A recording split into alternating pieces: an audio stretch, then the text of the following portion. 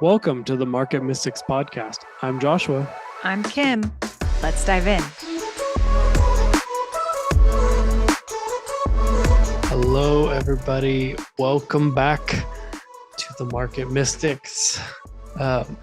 Kim, you and I were just chatting before we started recording about, like we normally do, multiple things, but one of which being the idea of truth, which is something we have talked about maybe on the show, but definitely off the show has been a reoccurring theme for maybe consistently like 6 months or so.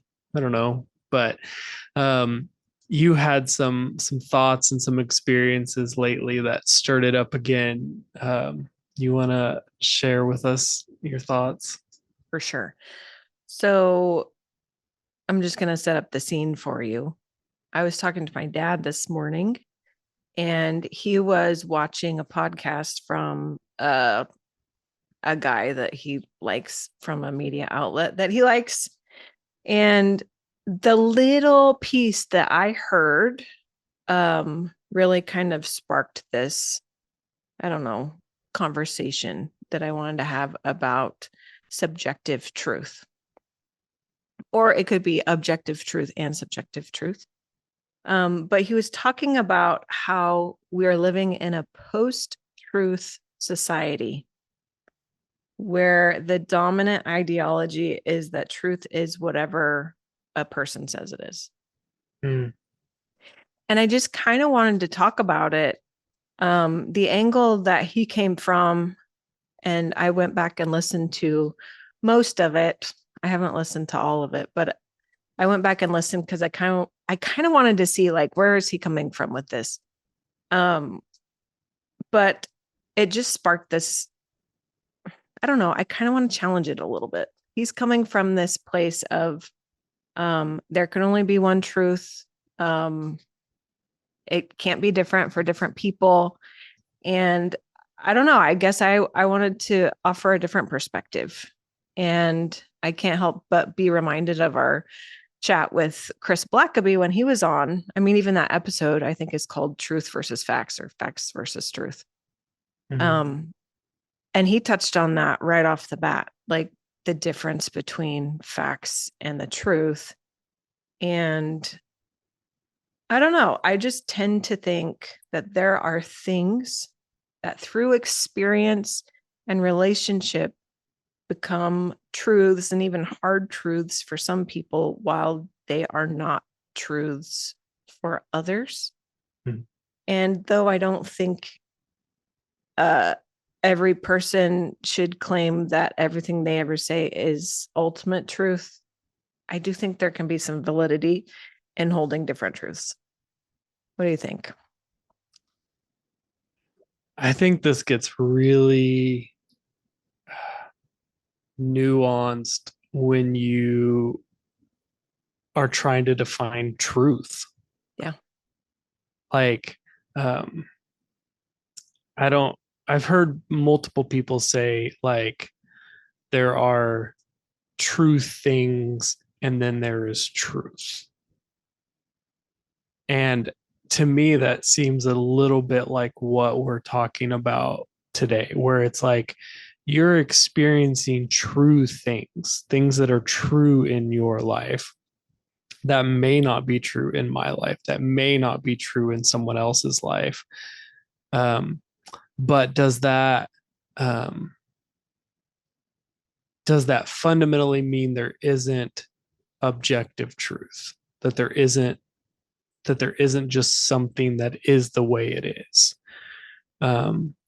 And I think that question is like, it's fascinating, and it's something to ponder, because some people might say, well, we know math is truth.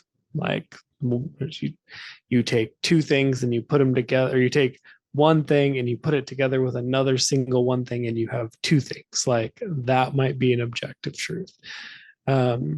But we also know that in science, we're constantly learning, and what we hold as truth changes based on where what we know, what we knew 1,000 years ago is different than what we know today. And so we hold things to be truth or not truth based on our current level of understanding. Um, and so I think that I think it gets really messy using terminology that is too big. This has been a reoccurring thing for me lately, where I was having a conversation with somebody um, maybe a month or so ago, and it just struck me. I was like, we are trying to define way too many things with the same word, Hmm. and it's not helpful. And um, yeah. And so I think that in this conversation, for me, it's important to make a distinguish between something that's true and something that is objective truth that doesn't change. Um, because I just think it's important for me, and maybe I don't know where you're at with it. Maybe you have a different thought, but there's yeah, I just think that there's so many things that it's and this is true in my life and it doesn't apply to your life. So it wouldn't be true in your life. Um, but there are things um, I saw a study a while back where they had they were debating God essentially. And they had people from different countries and different religions make make a list of words that they would use to describe something that is um, good, like and and so they wrote down all these different words and then studied the words, and a majority of them were used by people from all over the place, from all over, there was all people from all over backgrounds, countries, religions were using similar words to describe this one concept. And that to me is something that I would say is more of an objective truth. If there is a consensus all over that just that we all describe a certain feeling or event a similar way, then that to me seems oh yeah, that feels like truth to me. But then, especially in the concept of God, but then you get into a like, well, then how do you experience those things? Then that's going to be wildly different in those different religions, belief systems, cultures. Um, and I wonder if that isn't where truth and true become different. Maybe. I I had somebody, it was actually my niece, and she is married to my nephew that you work with, Josh, um, who asked one time, can you tell me an objective truth that is true always and can never change? And it was such a challenging question because, I mean, my Christian answer is, well, God.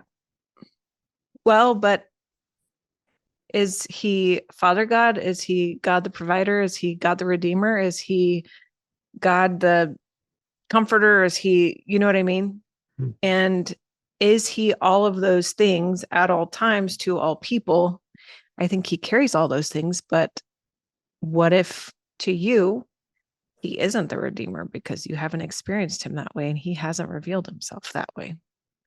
Then is that an objective truth? Just because he has revealed himself to other people that way, does it make that objective truth to you? Do you know what I mean? Mm-hmm. And so I think it's with that question, it really got me thinking and digging into this. Like, are there actually finite, objective truths? And is there at any point something that can't be made subjective? And I tend to think that it almost always is subjective. I've yet to find something that is simply objective. That is, there is no gray area. It is hard and fast lines. And that was a hard thing to come to, because then it was like, what about Jesus? Did he come to save sins? Well, I don't know. Maybe he came to set the captives free. And then, like, and then there's all of these different things. Well, what has he done for you? Well, what has he done for you? Well, those are two different things. So is he this or is he this? And I think when, like you were talking about, when we try to define some subjects or topics or beings or people or whatever that are multifaceted, it's really hard to come to an objective truth, because they will be displayed and received so differently from each individual. So I guess that's really kind of my argument for the subjective truth. Because I don't know. And honestly, I'm absolutely open for correction. I'm absolutely open for somebody to present to me some objective truth, because I am seeking this. Like, I am looking for this. I just haven't figured it out yet, but it's such an interesting thing. Before this, I was meeting with a friend. We were having our kids play together, and I was telling her this was the subject I wanted to talk about today.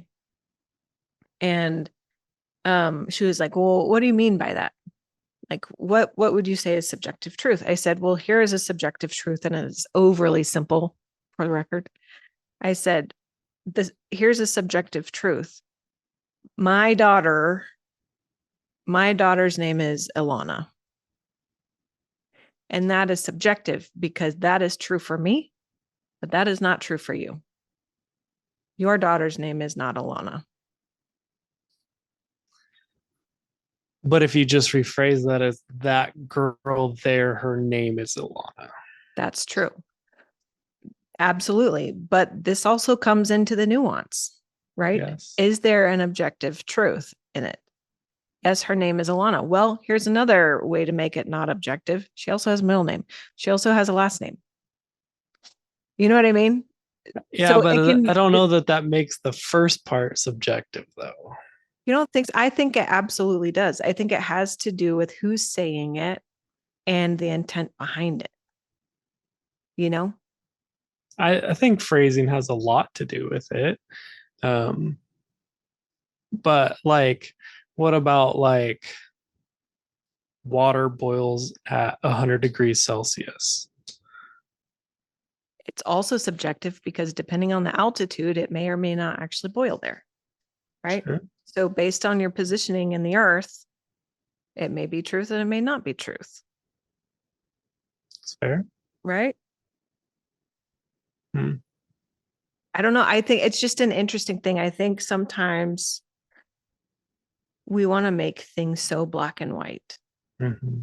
And this is growth for me, because that's my natural bent.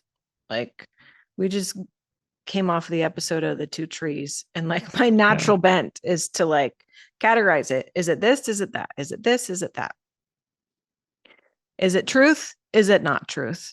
Is it black? Is it white? Is it straight? Is it curved? I don't know. Right. Mm-hmm. Those things.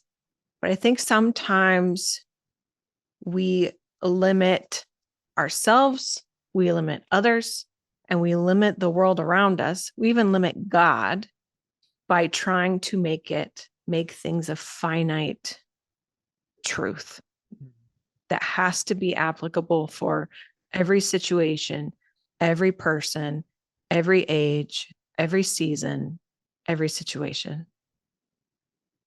Mm-hmm. No, I totally agree. And I just think that there's so much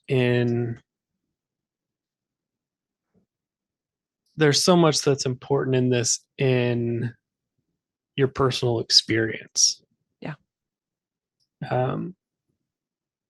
Just because that changes and shapes everything. Um, my wife Bree has told me a lot that your state determines your story. Hmm. And so like the way that you are going through a given situation really has a drastic impact on how you remember that Yeah. and how that impacts your life. And I think that's part of what we're talking about, because you could go through a car accident and say, that was a horrible experience. But you could also go through a car accident and say, so glad I didn't die. That was a Or, miracle. yeah, Yeah. like it could totally change the way that you view that, um, and change the truth in it for you. Uh, yeah, I don't know. I tend to be on the side that there are things that I think are a bit more objective, um, like the name thing. And I think that has to do with phrasing. Like we could argue about phrasing, but saying my first name is Joshua, like, or the name, my first name that is on my birth certificate is Joshua. Like that is um, unchangeably true. Sure. Um, but like that really gets to my point earlier about like, gotta, if you're going to say something like that, you need to make sure that you are very clearly defining what it is you're saying is truth, or else it's very much so not. Right. I think it slips very easily into the subjective thing. So I Mm-hmm. think saying that your name is Joshua is very objective. I think saying my name is Joshua is not. Correct. Right. Yeah. But even, I mean, I could say this right now. Your name is Joshua. And all of the listeners, maybe minus 0.2% of them would go, my name isn't Joshua. Right. But it has to do with the subject, right? Mm-hmm. And that's why it's subjective. Like, what is the subject saying it or receiving it? Mm-hmm. And I think that's what makes it that way. But I also think this is part of the beauty of the human experience is that truth gets to be experienced by each of us differently. And I mean, relationship with the Lord gets to be experienced by each of us differently. And I think this displays his majesty all the more because no two people are going to see him exactly the same. Right. And But I that's think that's part of, beautiful. I think it's beautiful. And I think it's part of the invitation of becoming mature is like recognizing what has shaped your truths, Mm. um, and then picking, is that what you want to shape it going forward or Right. not?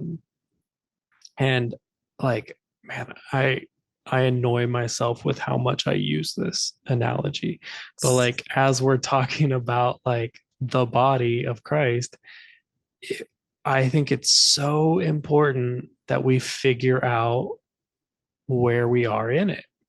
Mm. Because if you're a finger, your purpose, your plan, and what is true for you is different than if you're a toe. And to attempt to behave as a finger, as a toe, would be incorrect and damaging to the body. And so, if God spoke to the finger and said, this is how I want you to behave, and you as the toe were like, got it, that may not be true for you. And so, like, to me, that's like, it's the invitation to a personal relationship. And it's the invitation to, um, to be way more loving, because you don't necessarily know the other person's relationship. That's true. That's true. I think also it's an invitation to being confident in who you were made to be. Because I think you said being way more loving, but I would even say being way more loving to yourself. Very much Because so. if you're not a finger, but you're a toe, and you think you should look like a finger, then you'll never measure up. Right. But if you start realizing like you're a toe and hey, I'm kind of killing it at this. I'm like really good. I may be the pinky toe, but I have so much balance. You have no idea what is lying on what I do, right? Yeah. And then you can really start seeing, like, again, we talk about this all the time. We're kind of a broken record, aren't we, Josh? Sometimes. A little bit. You can you can realize the value of the different pieces, even though they're different. And they may not even look like they should ever fit together, but they do. Okay, but I also want to talk about more about this body analogy. Okay. Do you think that there could be an instance when God would say, well done, good and faithful pinky toe, you will now be a thumb, and change someone into a thumb? Mm, I hope no one tuned in just for like those 2 seconds. those 2 seconds. Right.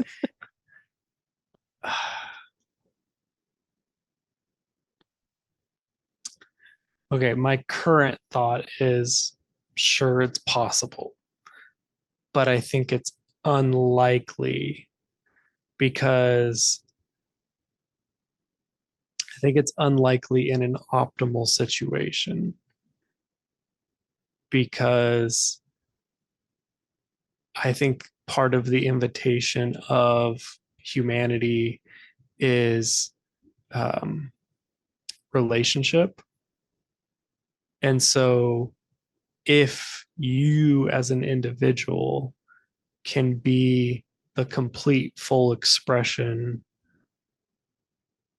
um, of all of God on your own without partnering with somebody else, then there's no need for community. There's no need for relationship. And you can just be a lone wolf. And I don't think there is any, um, maybe that is like ultimate long term goal of God, but I think there isn't any example of that now. I think there is example of people being the fullest expression that they can possibly be, but I don't know that that is as a whole body because I really believe the invitation is to be in relationship with people. I tend to agree, but I also want to push back a little bit with another opinion, which I don't even know that I agree with. Okay. Sure. But in scripture, in Ephesians 4, it talks about he gave to those the position of Yeah. Skills. He gave people talents. apostle, prophet, evangelist, shepherd, teacher. Yeah. So that they can operate in these different giftings until they reach the full stature of Christ. Right. But that to me would speak of the potential and the ability to reach the full stature. So is it that, like, maybe it doesn't have to be one or the other, but maybe it is you start functioning in awareness of the whole body as the full stature, as opposed to the pinky toe that has one purpose will only serve that purpose. But then the pinky toe starts realizing, oh, but I'm providing balance for this, which allows these ligaments to move like this and this blood to flow here. And if I wasn't doing this, then the shoulder couldn't do that. And then it's the awareness of the whole. What do you think about that? Yeah. I mean, I definitely, like, as I was talking, that verse was going through my mind. And I do think that it's not, I do think that it's a different thing. Like, it's, to me, one is like the whole complete picture, and the other is like skills. So it's like inside of a company, you have a CEO and a CFO and janitors and whatever. Like you have from the top to the bottom all these different positions, um, because most people aren't mature enough to just step into what needs to be done at the moment. Um, and so like that seems to me like a closer description of what that's talking about, is like, yeah, I'm giving you these roles because at the moment that's all you can handle Right. is one position. And many people that I know don't even fulfill one position well. And so Right. why would they be worried about moving on to the completion? Like, Sure. can you be fully whatever you're called to be 100% amazingly? Um, and I think when you do that, when you really can walk in what you're, maybe the initial talents you're given, like I think about it like the parable of the talents. Like the story isn't that some people are just given more than others and that's all there'll ever be. The story is some people start with different things than other people, but the whole point of that story is, what do you do with it? Yeah. And if you steward it well, then you get more. And so if you are a teacher and you are an amazing teacher, then maybe you start tapping into the prophetic or the apostolic or whatever other one of the pastoral one of the other sections. Sure. And then as you start to steward that really well, then others come in and others come in. Um, but I still think that, in my mind at least, that doesn't take away from the necessity or design of functioning within a community and relationship. I would agree. I but I don't really think that operating at the full stature means that you're not also relying on other people, because Sure. I don't actually know that you can operate at the full stature of Christ or be representative of the whole of Yahweh without being inextricably connected to them, Right. and thus the rest of the body. Yeah. Because I don't actually know. This is just coming off the cuff, and I haven't actually analyzed this to know what I really think. But I don't know if people can be intimately connected with God without also being connected to the body, whether they know it or not, because he's not disconnected from the body. Yeah. I would totally agree with that. I think about like, there's a story I heard the other day of a like ever living one, like a human who's hundreds of years old and lived on top of the mountain in some, I don't know, Nepal or Mongolia or something like that. And this person is hiking and comes across them. And this person living in isolation on top of a mountain in the middle of nowhere says, "Oh, I'm so glad you're here. I've been waiting for you. I've been calling you here." And so, even living in that isolated place, he was connected to humanity, whether or not humanity was aware of it or not. And so, I think that even if you want, like, if you're tired of your church and your community and you want to go be the mystic on top of the mountain, God's still going to have you pray for your church and your community because that's where you're called to be. And because you can't actually be separated. I don't think you can actually be separated. If you're truly like If seeking God and like connected to him, I don't know that you can actually be separated from the body. if he's in all things and you want to be as connected to him as possible, you need to be around as many of the things as possible. Right. This is fascinating how this conversation is like the last month or two, probably. I feel like all of our conversations have kind of flowed from one to the other and back, because we also just did an episode on the illusion of separation. Sure. Right. I think obviously God's doing something. It may just be for us, Josh. I think we're learning. I think we're learning about something, you guys. Yeah. I think it's good. Yeah. Well, good chat today, Josh. Thank you.